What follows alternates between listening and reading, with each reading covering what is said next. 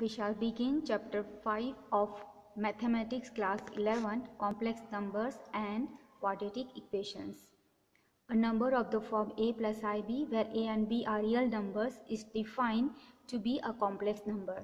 So if you have got a number of the form a plus ib, where a and b are real numbers, then you call that number as a complex number. For complex numbers z equal to a plus ib, a is called real part, r is z, and b is called imaginary part, I am z.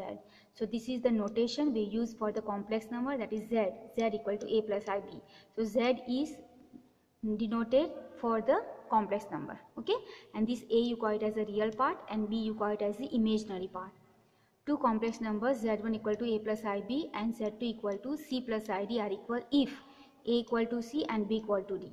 So if you have got two complex number and they are equal, that means the real parts are equal and the imaginary parts are equal. Algebra of complex numbers. Number 1. Addition of two complex numbers. Let z1 equal to a plus ib and z2 equal to c plus id. Then z1 plus z2 equal to a plus c plus I into b plus d is also a complex number. So now you have got two complex numbers z1 and z2 and you want to add them, okay. So when you want to add them, you have to add the real part, that is a plus c, plus from the imaginary part take I common and add b plus d, the imaginary part. That gives you the addition of two complex numbers. Now property of addition of complex numbers. Number 1, the closure law.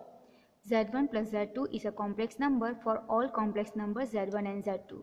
So if you have got addition of two complex numbers, then the result what you get also will be complex number. That you call it as a closure of the property or closure property. The commutative law. For any two complex numbers z1 and z2, z1 plus z2 equal to z2 plus z1. So commutative means if you change the order for the addition of the two complex number, the answer does not change, it remains same. The associative law. For any three complex numbers z1 and z2 and z3, z1 plus z2 plus z3. So add first two and then add the third one, or add the last two first, z2 plus z3, and add the first one, the answer remains same. That you call it as an associative law.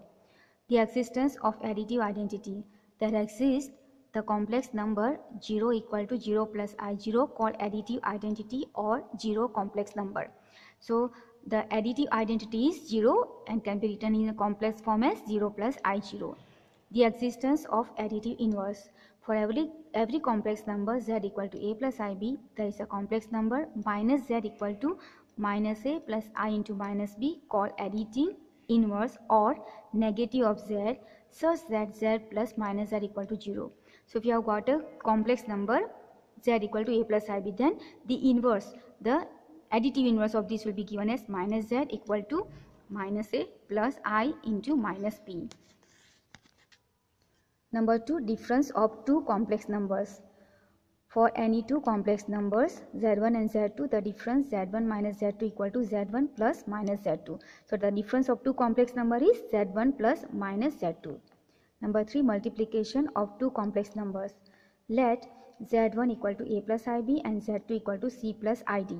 Then product z1 z2 equal to AC minus BD plus I into AD plus BC. So if you want to find the product of these two complex number, that means the product is given as AC minus BD, okay, plus I into AD plus BC. So this is the product. Property of a multiplication of two complex numbers. The closure law.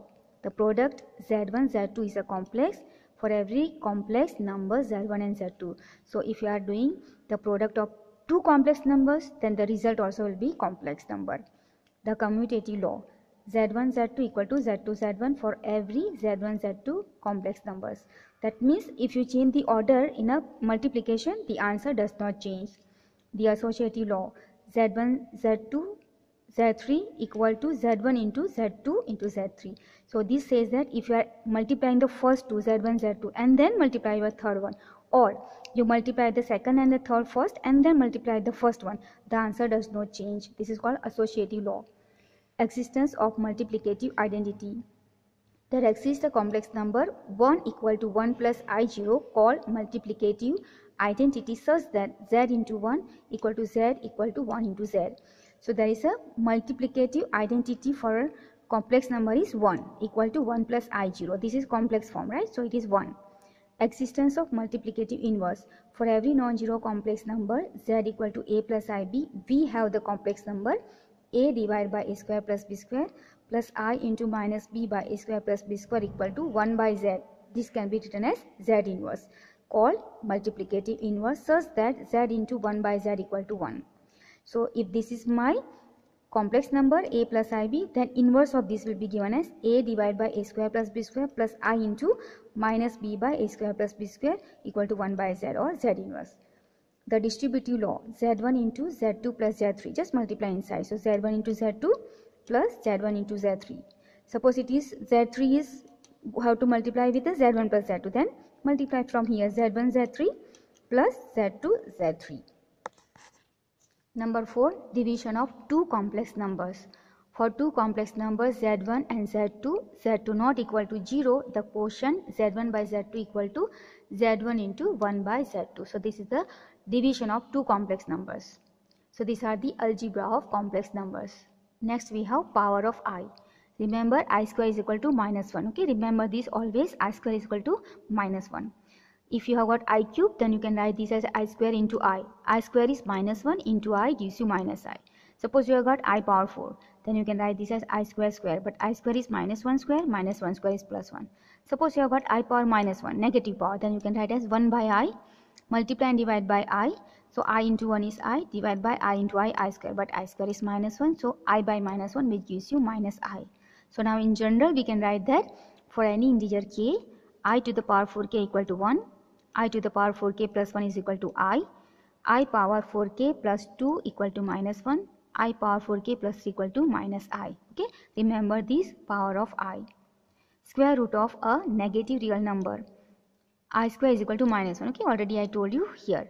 Now suppose I have got minus I whole square. That means minus I square will become I square. And I square is nothing but minus 1. Therefore square root of minus 1 are I and minus 1. We can write as square root of minus 1 equal to I. If a is a positive real number, then square root of minus a equal to, this can be written as root a into minus 1, root minus 1. Root minus 1 is I.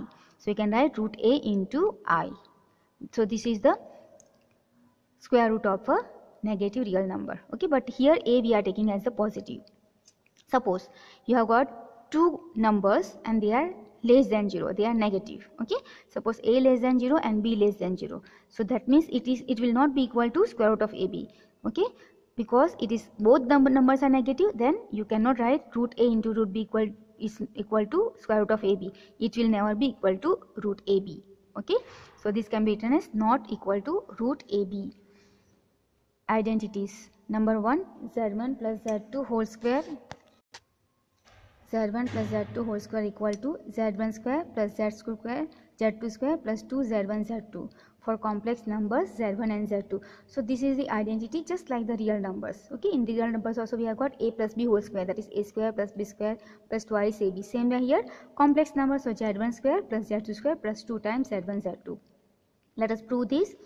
So z1 plus z2 whole square equal to z1 plus z2 into z1 plus z2. Okay, so let us multiply z1 plus z2 into z1 plus z1 plus z2 into z2. Okay, here now multiply inside z1 into z1 square plus z2 into z1 plus z1 into z2 plus z2 square equal to, see this z1 and z2, this can be interchanged, right? Why? Because multiplication for a complex is commutative. So you can write this as a z1 z2. So these two are 2 times, right? So you can write here z1 square plus 2z1 z2 plus z2 square.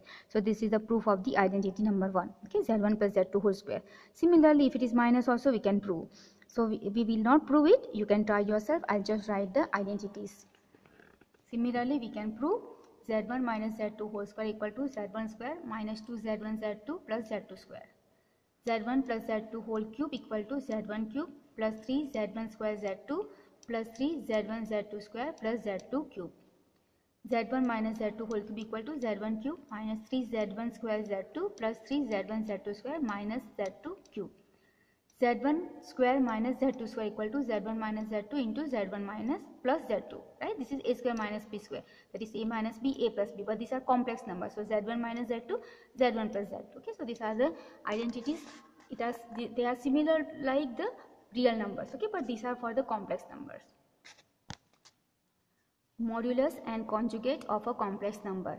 Let z equal to a plus ib be a complex number, then the modulus of z is defined to be non-negative real number.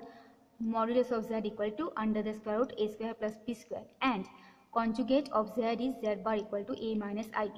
So if you have got a complex number z equal to a plus ib, then the modulus is given by modulus of z equal to under the square root a square plus b square, and the conjugate is z bar equal to a minus ib.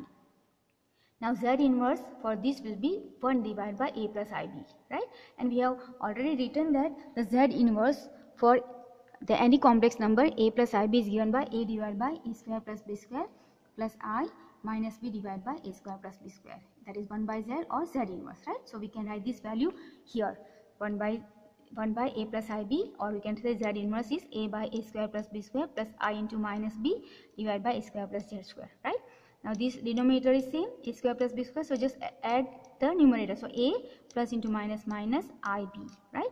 But this is what? This is nothing but your conjugate, so it is z bar, and this is your square of the modulus, so you can say modulus of z square. Now this you transfer over here and this you transfer over here, so you get this modulus of z square equal to this z inverse you transfer, it is minus power, take up, make it positive power, and this is conjugate of z, that is z bar. So this formula you remember, you can remember z bar equal to modulus of z whole square. Now we have got some properties for conjugate and modulus, okay, we shall not prove, we shall just write it. So z1, z2, the modulus, whole modulus can be given to separate numbers, that is modulus of z1 into modulus of z2. Then if it is a quotient, then you can give modulus to both the terms, numerator, denominator, provided denominator should not be 0. So modulus of z1 by z2 modulus, provided z2 should not be 0. And if it is a conjugate of two product together, z1, z2 whole conjugate, then you can give conjugate of z1 into conjugate of z2. Then conjugate of z1 plus or minus z2, that means conjugate of z1 plus or minus conjugate of z2 separately. And similarly conjugate of quotient, that is z1 by z2, can give you as a z1 conjugate divided by z2 conjugate, and this denominator should not be 0. Next we have got Argand plane and polar representation. The plane having a complex number assigned to each of its points is called the complex number or the Argand plane. Okay, so if you have got plane, okay, where you have got the complex number, that you call it as the Argand plane or the complex plane. Okay, so here you can see this is my point A, right? You can say 2, 4. So this will be like a real number, near part. This will be imaginary part. This is B minus 2, 3. This is real, imaginary. Then here I have taken C minus 5, minus 2. This is real part. This is imaginary part, and this is the origin. Okay. In the Argand plane, the modulus of a complex number x plus iy equal to under the square root x square plus y square is the distance between point pxy and origin 0, O 0, 0. Okay, you know just now we defined the modulus square root of a square plus b square for complex number a plus ib, right?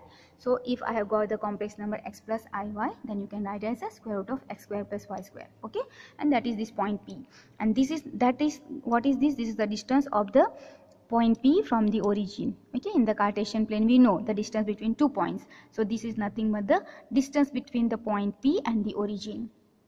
Point on x-axis corresponds to the complex numbers of the form a plus I0. So on the x-axis the points are a plus I0 form. Okay, points on y-axis correspond to the complex number of the form 0 plus IB, and on the y-axis it is of the form 0 plus IB. Okay, it is like complex form. Therefore we call x as a real axis and y-axis as the imaginary axis in a complex plane or Argand plane. Okay, so in Argand plane, x-axis we call it as a real axis and y-axis we call it as a imaginary axis. See, this is my pxy, right? So this my q equal to q point is x minus y. This is the image of this p, and this is nothing but your conjugate of this p point. Okay, or x plus iy. This is x minus iy, right? So this is the image of this point or the complex number xy or x plus iy, that is x minus iy, or this is the conjugate which is the image of the xy. Next we have got polar representation of the complex numbers.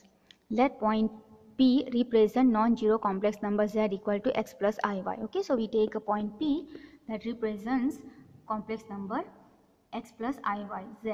Okay, so P of z I have written.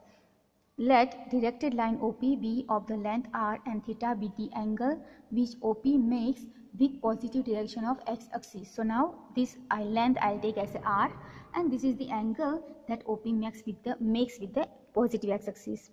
Then P is uniquely determined by order pair r theta called polar coordinates of P. Then we can represent the point P by order pair r theta. R is the length and theta is the angle, right? That you call it as a polar coordinates of point P. Taking origin as pole and positive direction of x-axis as initial line, we have, now suppose you take origin as a pole, okay, and positive x-axis as the initial line, then we can write this as x equal to r cos theta and y is equal to r sin theta. Okay, x and y we can write in form of r, and theta is r cos theta, y equal to r sin theta. Okay, and z we can represent as r into cos theta plus I into sin theta, r cos theta plus I sin theta. Okay, this is called your polar form of the complex number. Okay, this we call it as a polar form of the complex number, that is z equal to r into cos theta plus I sin theta. Okay, what is r? R is the length, okay, and theta is the angle OP makes with the positive x-axis, right? And r and theta are the polar coordinates, and this z equal to r cos theta plus I sin theta is the polar form of the complex number. R is equal to under the square root x square plus y square is equal to modulus of z, right? And this length of this OP will be r, which is given as under the square root of x square plus y square is nothing but your modulus of z, modulus of the complex number. And theta we call it as the argument or amplitude of the z, arg of z.